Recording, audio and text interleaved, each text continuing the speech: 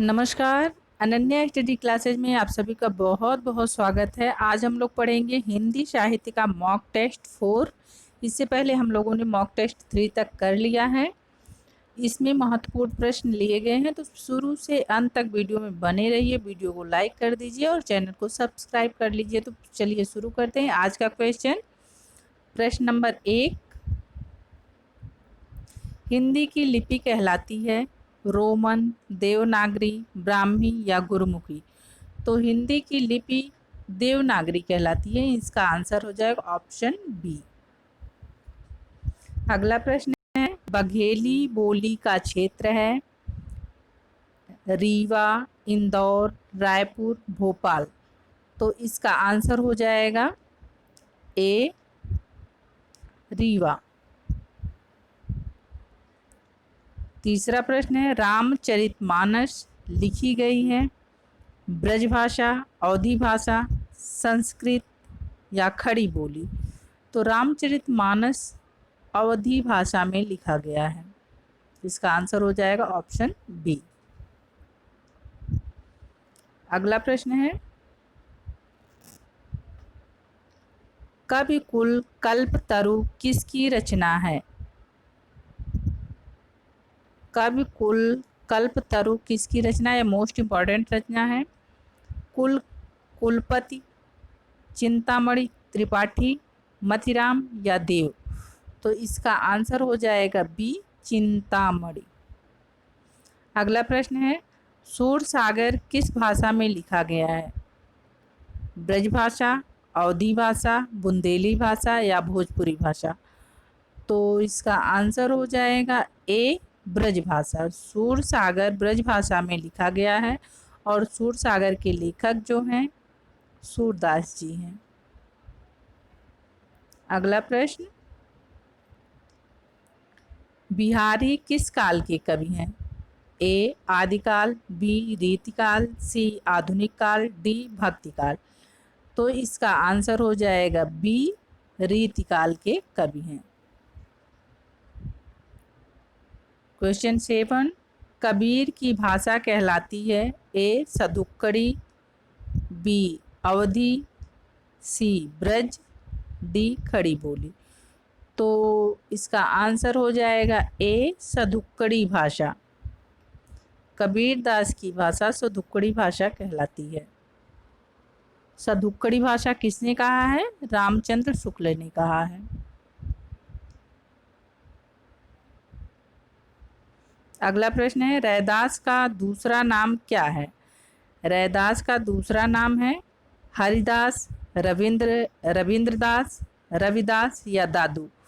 तो इसका आंसर हो जाएगा सी, रविदास। रैदास का दूसरा नाम है रविदास। अगला प्रश्न है,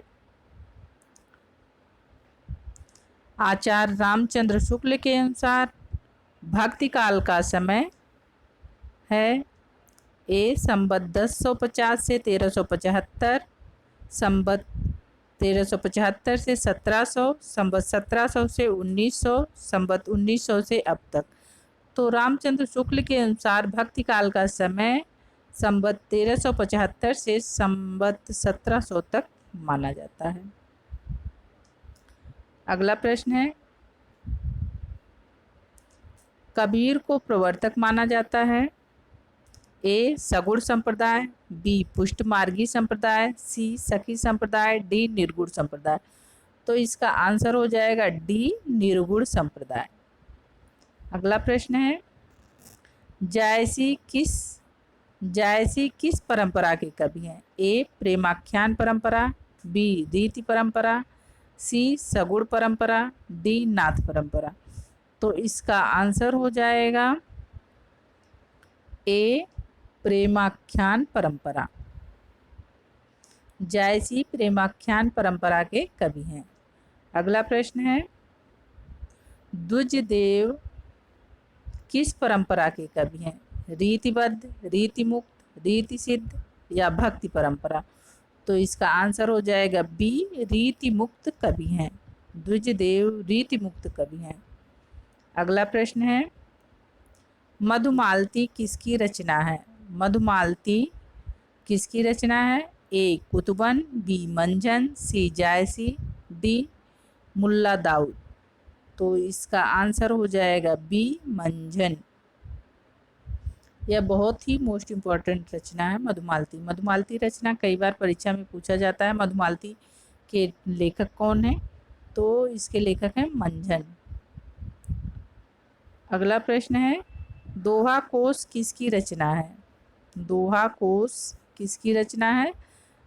ए स्वयंभू, बी सरहपाद, सी पुष्पदंत, डी देवसेन। तो यह जो दोहा कोश सरहपाद की रचना है। अगला प्रश्न है,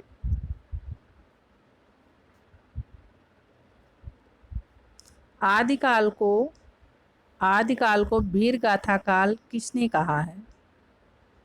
डॉक्टर नगेंद्र, आचार्य रामचंद्र शुक्ल, ग्रियर्सन, डी गणपति चंद्रगुप्त। तो इसका आंसर हो जाएगा आचार्य रामचंद्र शुक्ल। आचार्य रामचंद्र शुक्ल ने आदिकाल को वीर गाथा काल नाम दिया है।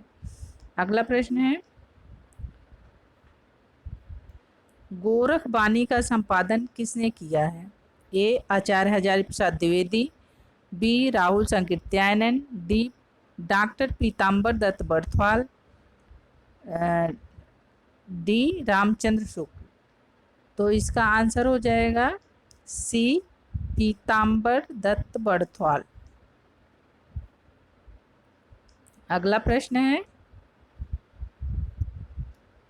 नंद ब्रज लीजय ठोक बजाए, नंद ब्रज लीजय ठोक बजाए पंक्ति किस कवि की है? A Surdas, B Nanddas, D C Krishnadas, D Parmanand Das. तो इसका आंसर हो जाएगा ए सूरदास। अगला प्रश्न है, बघेली बोली का संबंध हिंदी की बोलियों के किस वर्ग से है? ए पहाड़ी, बी पूर्वी हिंदी, सी पश्चिमी हिंदी, डी खड़ी बोली। तो बघेली बोली का संबंध पूर्वी हिंदी से है। अगला प्रश्न है, अद्वैतवाद के प्रवर्तक कौन थे? ए शंकराचार्य, बी वल्लभाचार्य, सी माधवाचार्य, डी रामानुजाचार्य। तो इसका आंसर हो जाएगा ए शंकराचार्य। अद्वैतवाद के प्रवर्तक शंकराचार्य जी थे। क्वेश्चन नंबर 21, आलवार भक्तों की संख्या कितनी मानी गई है? 12, यहाँ पे 12 है, 20, 14, 16।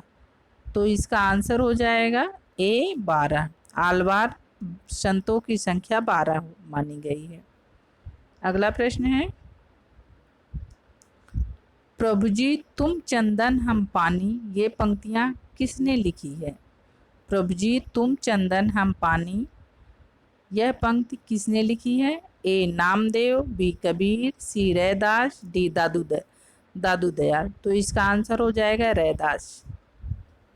यह पंक्ति बहुत ही मोस्ट इम्पॉर्टेंट पंक्ति है। प्रभु जी तुम चंदन हम पानी, ये बहुत ही पूछा जाता है, तो इसको आप लोग नोट डाउन कर लीजिए। अगला प्रश्न है, गुरु ग्रंथ साहब में किस कवि की रचनाएं संकलित हैं? ए विद्यापति, बी कबीर, सी जायसी, डी जयदेव। तो इसका आंसर हो जाएगा बी कबीर। अगला प्रश्न है, कृष्ण गीतावली किसकी रचना है? A Surdas, Namdas, C Tulsidas, D Mirabai. तो इसका आंसर हो जाएगा सी तुलसीदास। तुलसीदास की रचना है कृष्ण गीतावली। अगला प्रश्न है, सुदामा चरित किसकी रचना है? ए घनानंद, बी कृष्णदास, सी रसखान, डी नरोत्तम दास। तो यह सुदामा चरित नरोत्तम दास की रचना है। अगला प्रश्न है, सखी संप्रदाय के प्रवर्तक कौन माने जाते हैं? ए रामानंद, बी वल्लभाचार्य, सी स्वामी हरिदास, डी अग्रदास। तो इसका आंसर हो जाएगा सी स्वामी हरिदास। अगला प्रश्न है, हिंदी पुनर्जागरण काल किसे कहा जाता है? हिंदी पुनर्जागरण काल किसे कहा जाता है? ए छायावाद, बी द्विवेदी युग, सी भारतेंदु युग, डी प्रगतिवाद। तो इसका आंसर हो जाएगा सी भारतेंदु युग। यह बहुत ही मोस्ट इम्पॉर्टेंट क्वेश्चन है। हिंदी पुनर्जागरण काल किसे कहा जाता है? यह पीजीटी 2016 में पूछा गया था। हिंदी पुनर्जागरण काल किसे कहा जाता है और इसको किसने कहा हिंदी को पुनर्जागरण काल? तो यह डॉक्टर नगेंद्र ने कहा था भारतेंदु युग को हिंदी का पुनर्जागरण काल। अगला प्रश्न है, भारत भारती किसकी रचना है? भारत भारती किसकी रचना है? ए मैथिली शरण गुप्त, बी दिनकर, सी हरिऔध, डी निराला। तो भारत भारती जो है मैथिली शरण गुप्त की रचना है। इसका आंसर हो जाएगा ए मैथिली शरण गुप्त। अगला प्रश्न है, महादेवी वर्मा को किस रचना पर ज्ञानपीठ पुरस्कार मिला था? ए रश्मि, बी निहार, सी यामा, डी नीरजा। तो इनको मिला था यामा पर। अगला प्रश्न है, असाध्य वाणी किसकी रचना है? ए अज्ञेय, बी मुक्तिबोध, सी नागार्जुन, डी निराला। तो इसका आंसर हो जाएगा ए अज्ञेय। आज की वीडियो में अपनी वाणी को यहीं पे मैं विराम देती हूँ। मिलते हैं अगली वीडियो में, तब तक के लिए बाय बाय।